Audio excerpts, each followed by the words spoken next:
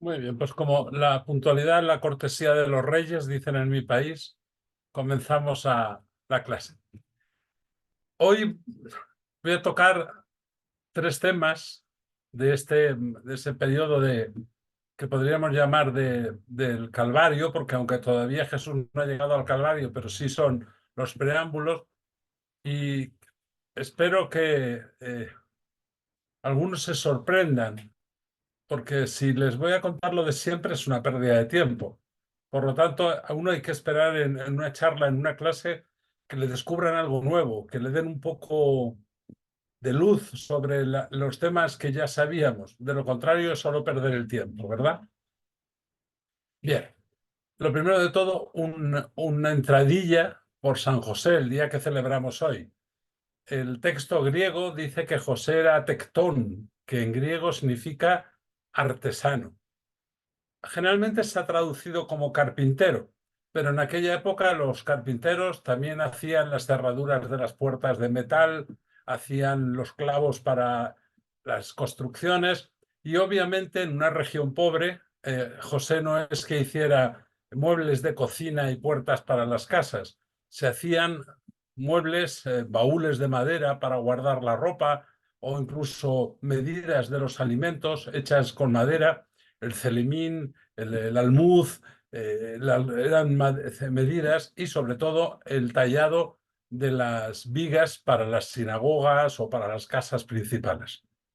Por lo tanto, sabemos que Jesús, igual que su padre José, aprendió el oficio y eran, hoy se diría, para ser más exacto, artesanos, especialmente de la madera, porque era lo de la época. No había fontanería, no había electricidad, no había reparación de carros, eran artesanos de la madera. Dicho esta entrada, vámonos con el momento que vamos a tratar hoy, que son esos tres episodios tan característicos de la noche del prendimiento de Jesús, porque los tres suceden en la noche, ¿verdad? El primero es lo que llamamos popularmente la flagelación. El segundo va a ser la coronación de espinas.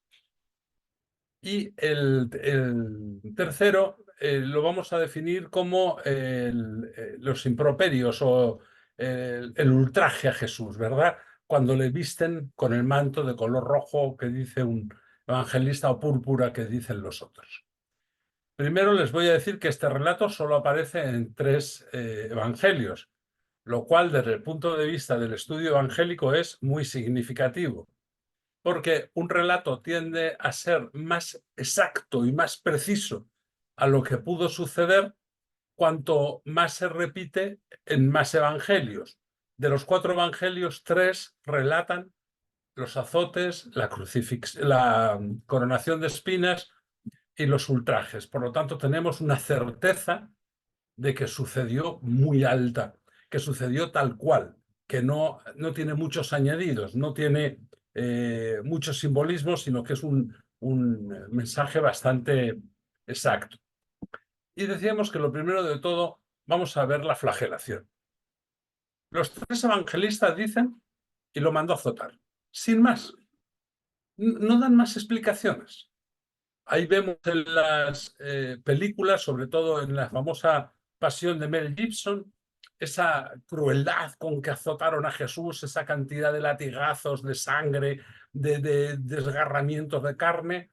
Miren, eso lo pueden consultar con cualquier médico que conozcan y les dirá que eso es imposible, que a esa tortura, que a esa flagelación sobreviviera. Es una exageración piadosa para motivar nuestro dolor, para motivar nuestra sensación de culpa, que está muy bien, pero que tenemos que ser sensatos. Si le hubieran dado esa paliza terrible, no hubiera podido recorrer el camino al Calvario. Y los romanos querían que fuera un escarmiento público, no matarlo. Pilatos no quiere matarlo, por eso dice que lo flagelen. Por lo tanto, no podría ser una flagelación de tal crueldad que lo pusiera al borde de la muerte. ¿Que lo azotaron? Sí, pero miren, hasta prácticamente nuestros días de hoy, siguen azotando a la gente. Hay en algunos países que incluso es parte de la cultura popular castigar con golpes de vara o de látigo o de azote. Es decir, Jesús recibió los azotes que se le da a un esclavo, a un servidor rebelde, para enseñarle a obedecer, para corregirle en su maldad vista desde el punto de vista de los soldados o de el Sanedrín, de los sacerdotes. Pero es muy importante que entendamos que la flagelación no fue ese descarnamiento que vemos en algunas películas. ¿Por qué es importante poner las cosas en su contexto? Porque si no, no se entienden. Nadie quiere matar a un esclavo a latigazos. Lo que quieren es dejarle dolido y aprendido para que no vuelva a suceder. El cuerpo humano tiene, depende de la talla y de si es hombre o mujer, entre 4 y 5 litros y medio a 6 de sangre. Obviamente, imagínense ustedes si como se ve en las películas, Jesús hubiera emitido esos charcos enormes de sangre, hubiera caído muerto al llegar aproximadamente a la mitad de la sangre, es decir, con 3 litros que hubiera perdido, 2 litros y medio, hubiera entrado en shock hipovolémico, hubiera entrado en parada cardíaca y se hubiera muerto. Ni los judíos querían matarlo de esa forma, ni los romanos pretendían matarlo con los azotes. Yo lamento desilusionarles, pero esa cantidad de rotura de tejido, esa cantidad de sangre, esos golpes en los que incluso llegan a ver las costillas, son de película, pero no son la realidad. Lo azotaron muy dolorosamente, hubiera tardado seguramente varias semanas en recuperarse, pero desde luego no es lo que se ve en las películas. ¿Por qué los azotes? Porque eran el castigo a un esclavo rebelde, a un hijo desobediente, a un blasfemo, eran el castigo habitual. No era algo fuera de lo común. ¿Bien? ¿Qué representa en nuestra vida esos azotes? Ahí es donde quiero llegar y eso es lo importante de esta tarde. ¿Qué representan en nuestra vida? Pues a veces los castigos injustos. ¿Cuántas veces nos han reprendido o castigado, sobre todo en la infancia, por alguna cosa injusta? ¿Cuántas personas, en razón de pues, nuestra edad, nuestro color, nuestra forma de vivir o nuestra altura o nuestra profesión, nos insultan y nos hacen daño como esos latigazos? Me atrevería a decir que hay latigazos que son mucho más dolorosos que los latigazos físicos, porque los físicos se curan, pero hay otros latigazos, los que se dan con la lengua, que esos no se curan nunca. Ese momento de la pasión, cuando Jesús recibe los latigazos, nos debería recordar cuántas veces hemos usado nosotros la lengua como un látigo y cuántas veces la han usado contra nosotros. Ese es el gran aprendizaje de los latigazos. Y cómo estamos dispuestos a cuando creemos que sabemos algo de los demás, atacarles de tal forma que los dejemos heridos con los chismes, con las calumnias. A Jesús le dan los latigazos porque es un rebelde y le ponen en la condición de un esclavo. Hecho esta entrada, vamos a la segunda parte, la coronación de espinas.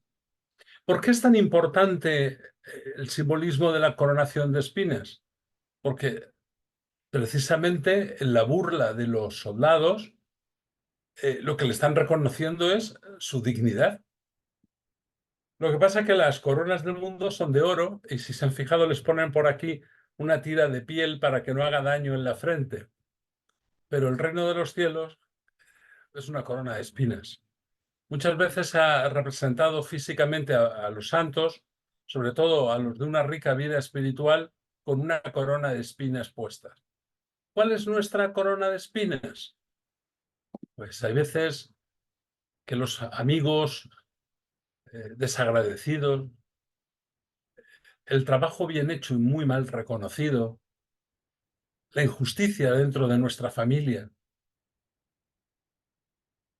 sobre todo cuántas señoras, mujeres reciben ese título honroso de reina de la casa, pero de las que todos abusan de una forma o de otra, porque los hijos no ayudan, porque no tienen respeto, porque los esposos van a lo suyo y a las suyas, pero no a la que es suya de verdad. ¿Cuántas veces ese reinado doméstico es una corona de espinas? Y la corona de espinas es además un falso triunfo. Es decir, te corono como rey, pero para que sufras.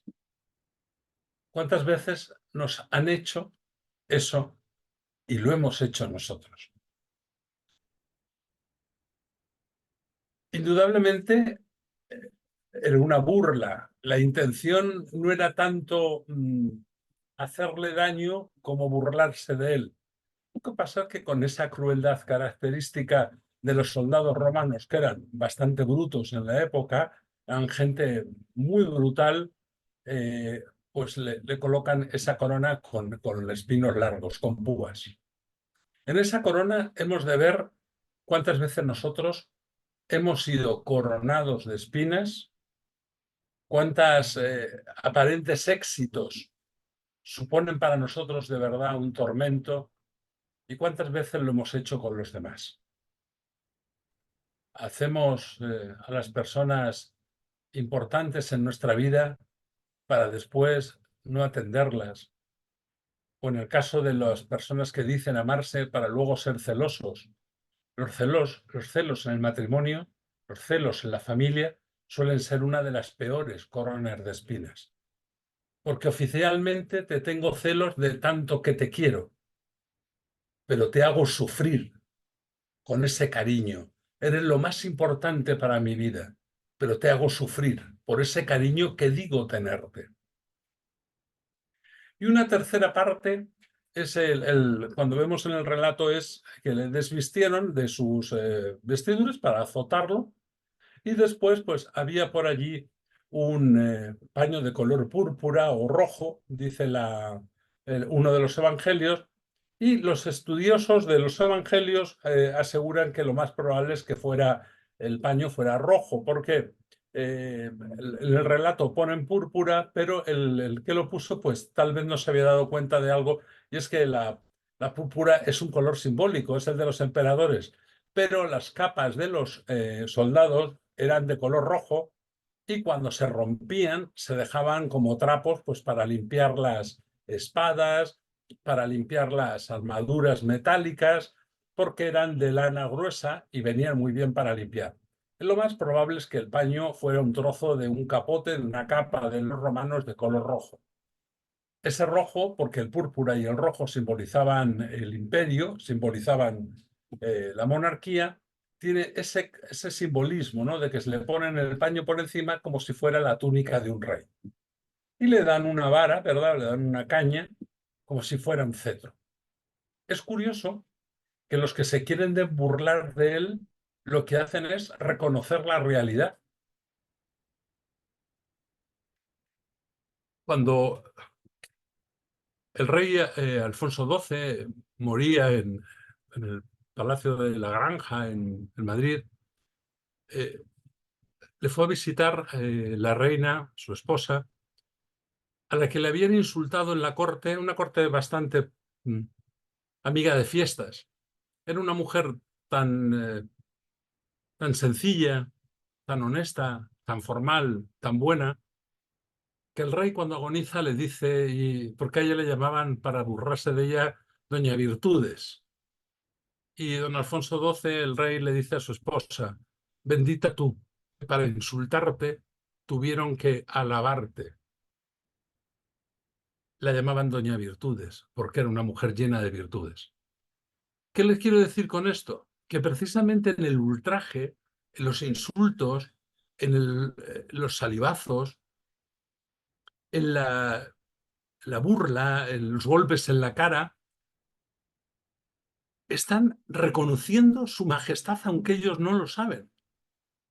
Lo que le están reconociendo por burla es la realidad. Y podríamos, desde nuestra perspectiva, decirle, mira que sois idiotas, soldados romanos, que pensando que os burlabais de él, lo que le habéis dado es los títulos que él tenía. Bendito aquel que para burlarse de él le reconocen sus títulos. Indudablemente, todo en el relato bíblico, en los evangelios, sucede en una noche intensa, ¿verdad? En esa misma noche en que es prendido, también es insultado, es azotado, es coronado de espinas, es burlado, se burla de él y es insultado. Todo ello tenemos que leerlo separado, como si fueran episodios distintos de una larga serie de película de televisión de estas por capítulos, porque cada uno de esos hechos tiene una trascendencia considerable. Aunque generalmente y al llegar Semana Santa veremos que representamos siempre a Jesús cargando la cruz, solo Juan dice que saliendo del pretorio, saliendo del palacio de Pilato, cargó con la cruz. Cargó con su cruz, exactamente dice Juan. Muchos especialistas creen que se refiere a que cargó con su destino. Cuando dicen su cruz, no se refiere a la cruz, sino a su tormento, a su sufrimiento, ¿verdad? Porque la palabra crux en latín significa también torturar para hacer sufrir, ¿verdad? Crucificiare no solo significa poner en una cruz, significa además torturar. Porque la palabra se utiliza incluso cuando no era una cruz donde los ataban o los clavaban. Es decir, cuando se ponían en una pared y los clavaban, también se decía crucificar. Los otros dos evangelistas dicen que saliendo de la casa encontraron a un hombre que venía del campo, era tarde, venía del campo y le obligaron a cargar con la cruz. Simón de Cirene. Cirene es una región del norte de África, es decir, no era un judío digamos, de pura cepa, de los de vivir en Israel o en las ciudades santas. Era de un pueblo alejado, de Cirene, en el norte de África. Simón de Cirene es obligado a llevar la cruz, pero en ese camino, en esa obligación, se convierte él y después toda su familia. Se lo digo porque después, en las cartas y en los hechos, se menciona a la familia de Simón de Cirene. Todos se convirtieron y todos fueron gente importante en sus comunidades, cuando él no recibió nunca el Evangelio de Jesús. O mejor dicho, recibió el mejor de los Evangelios de Jesús, que fue cargar con su cruz. Por eso, cuando cargamos con una molestia, con una cruz, con una enfermedad, con un dolor, con un tormento, con un sufrimiento, recuerden siempre que esos momentos también son oportunidades de cambiar nuestra vida, de caminar junto a Jesús, cargando nuestra cruz, que es también su cruz, y acompañarle al destino que nos tiene preparado para con él, que es la muerte y la resurrección. Los otros, yo decía que salvo Juan, que dice que saliendo cargó con su cruz, los otros dicen que Simón de Cirene le ayudó. Tiene bastante más sentido porque si había estado toda la noche sin dormir, ¿verdad? Había recibido los golpes, le habían coronado de espinas, no había bebido, no había comido, estaba cansado. Lo normal es que hubiera ido, pues a lo mejor no hubiera ni llegado al patíbulo, al Gólgota. Y para los romanos un escarmiento lo importante es que fuera muy visible.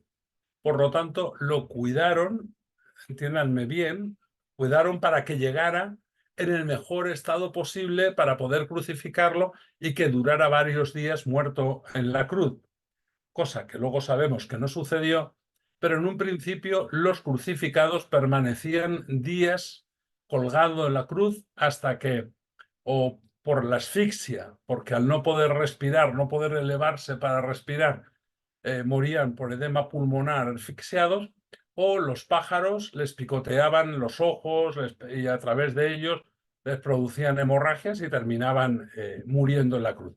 Pero la muerte duraba varios días. Era importante que durara varios días para que sirviera de ejemplo, para que sirviera de anuncio, ¿verdad? Bien. Este relato que estamos haciendo esta tarde no tiene ningún sentido si no lo aplicamos a nuestra vida. En el sentido positivo y en el sentido negativo. O para ser más exacto, en el sentido de mí para afuera, es decir, cuántas veces he hecho yo lo que aparece en este relato, y también entender que cuantas veces me lo han hecho a mí,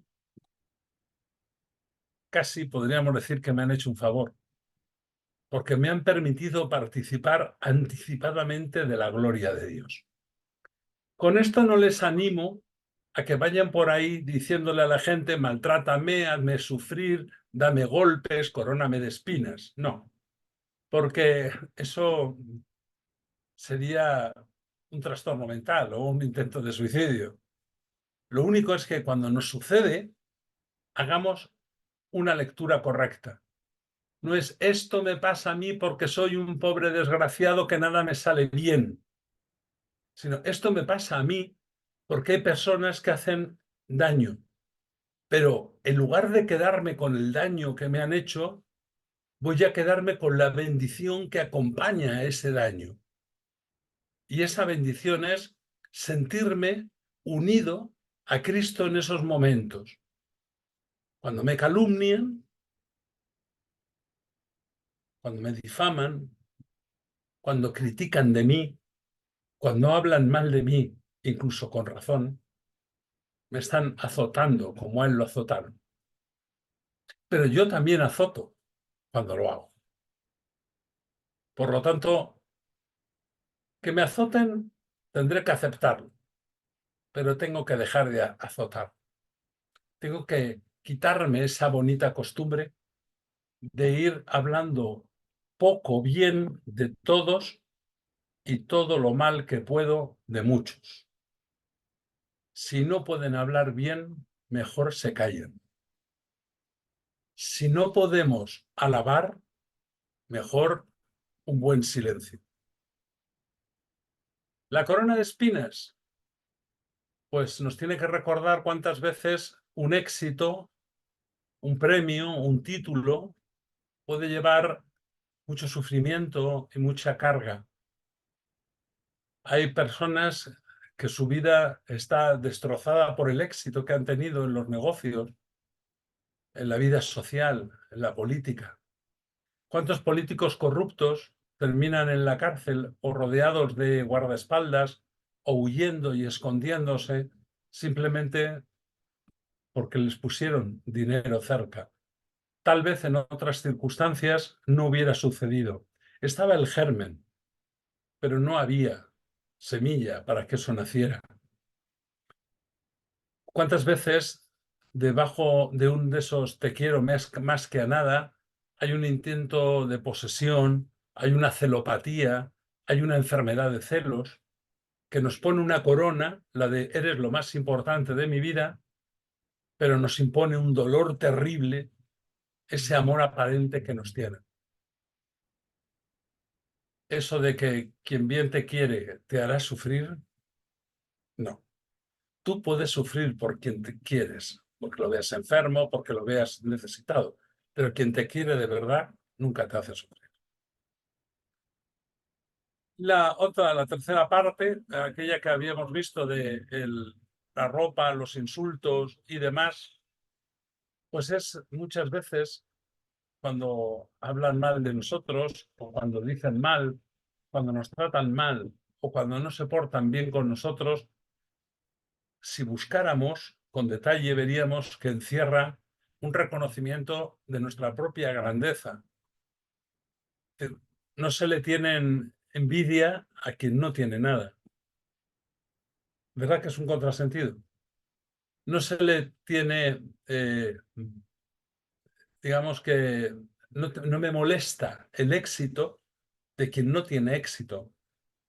Entonces, muchas veces, el que a la gente le moleste, que tengamos amigos, que la gente nos quiera, o que tengamos un cierto éxito, que nos vayan un poco bien las cosas, y eso les moleste, y nos insulten, como a Jesús, es solo porque reconocen pues, que lo merecemos, que nos portamos suficientemente bien para que la gente nos quiera. No porque la gente nos quiera, sino porque nos gusta ser buena gente. Y para hacer eso, para quitarnos esa gloria, nos tienen que insultar. Y eso, pues, es compartir esos misterios de la pasión. No les digo que dejen de fijarse en lo tradicional, pero que incorporen este tipo de ideas a su vida cotidiana. La pasión que ustedes viven y la pasión que ustedes hacen vivir a otras personas. El daño que hacemos a otras personas. Y recuerden que todas nuestras cargas, todos nuestros sufrimientos, tienen su cirineo cerca. Ese cirineo siempre es Jesús, ¿verdad? Con la apariencia de mi vecino, de mi hermano, de mi papá, de mi esposo, de mi esposa, de un compañero, de mi confesor en mi parroquia, de mi director espiritual, o de la persona que me encontré un día por la calle paseando al perro, con la que hablé 10 minutos, desahogué mis angustias y me vine más ligero, con menos peso en el corazón. Tenemos una vida llena de cirineos. Lo que pasa es que no los vemos, porque creemos que para ser cirineo, pues hay que ir como en las procesiones, ¿verdad?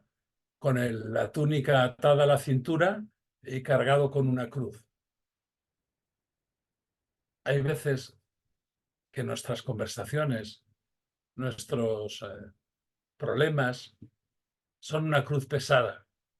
Y hay personas que Dios pone en nuestro camino para que nos ayuden a llevarlas. Esos son nuestros cirineos. Y por ellos hay que darles gracias a Dios y al cirineo, a los dos. Es un tema, si se fijan, para profundizar mucho y muchas veces. Por eso, estos relatos que hemos hecho son estaciones del Rosario, ¿verdad? Son misterios del Rosario, perdón, de los misterios de dolor. Y están ahí no para adornar el Rosario, están ahí para pensar en ellos. Y el Rosario no deja de ser, y perdónenme la expresión, una sucesión de oraciones sin sentido si no se meditan los misterios. Y no lo digo yo, lo dice San Juan Pablo II en la carta encíclica sobre el Rosarium Virginis Maria. La razón por la que rezamos el rosario es meditar los misterios de Cristo. Y lo que hemos hablado hoy son misterios de los misterios de dolor.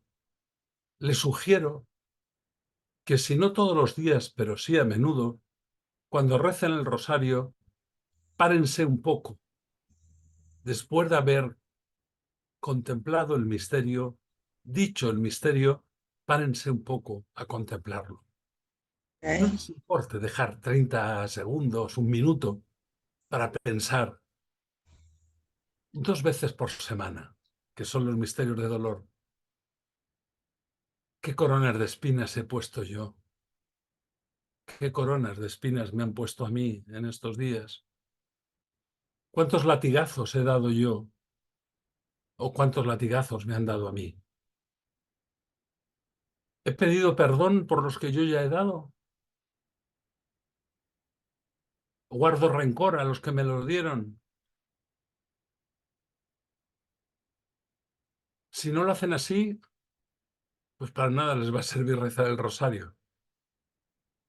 Porque, miren, la Virgen María,